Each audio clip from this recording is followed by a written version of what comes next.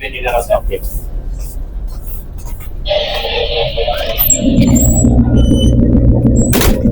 Prop, position tao mo area na mag-open brake.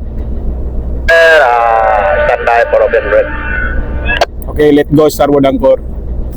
Let go, starboard anchor. Naka-area na detagkuhan ko, naka-area na mag-area na tag-angkla ko, naka-atras na tagaron. Mao ni ang karakteristik sa right-handed fixed pitch propeller ko yun.